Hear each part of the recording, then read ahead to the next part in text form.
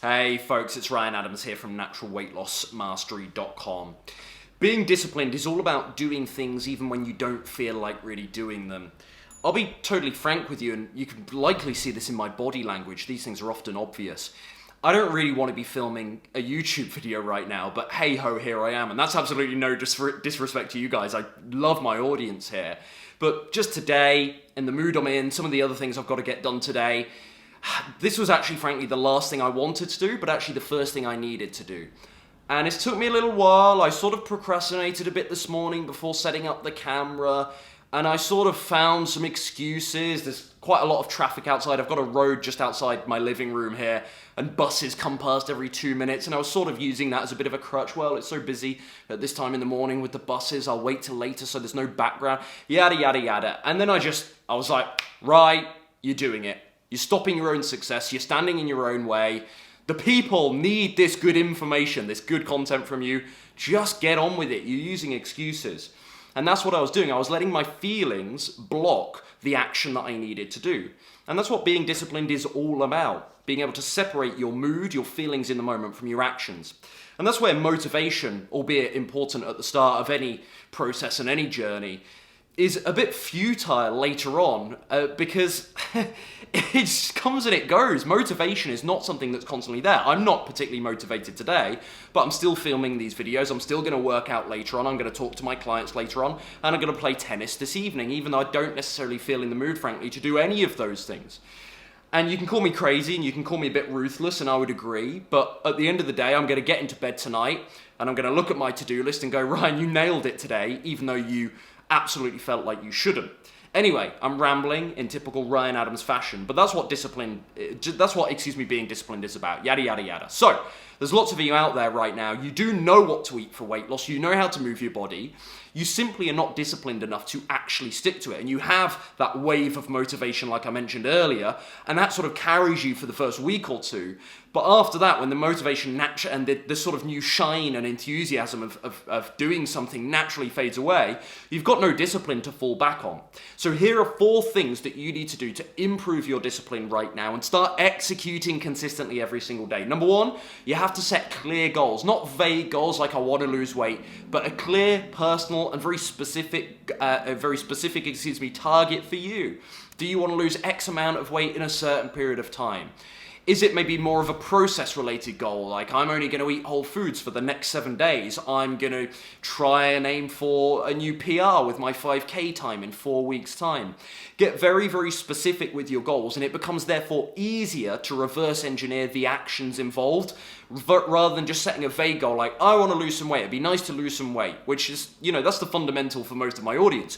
But go beyond that, right? Really start to make them more precise, and you'll find that your mind naturally starts to assemble the process a lot easier, and therefore work out the steps required, and therefore be disciplined. Does that make sense? You actually reverse engineer that process when your goal is more specific. Number 2, you've got to remove temptations. Uber Eats, app on your phone, get rid of it immediately. Any takeout menus, I think takeout menus are probably outdated, but any you've got in your house, get rid of those, recycle those right away, okay? Any junk food in your freezer, go and give it to a friend, go and give it to a charity, just give it to someone else, get it out your environment. Remove temptation, it's a lot easier to be disciplined. Now, of course, you can still go to the grocery store, you can still go to the restaurant across the street, you could still take those cookies when someone brings them into the office, yeah, but you've got to do as best you can to manage your environment when you're a beginner, so that you aren't susceptible to all these mistakes. When you've been doing this for months and years like I have, you can have these things in your environment and you trust yourself enough. You're not perfect, but you trust yourself enough, you're strong enough to say no to those things. When you're a beginner, you're a lot more fragile. Makes sense? So remove temptations. Number 3, to be disciplined. Be more organized. Plan those workouts into your schedule, okay? Decide when you're going to film that YouTube video, for instance, right? What sort of meal frequency are you going to abide by, okay? Just get a bit more organized with your time, and you'll find that by scheduling things into your day, they're so much more likely to happen. Rather than you saying to yourself, oh, I know I've got to work out today, and then it's 12, and then it's 3 p.m., and then it's 6 p.m., then it's 8 p.m. Oh, I still haven't been to the gym, or I still haven't done those push-ups like I said I would.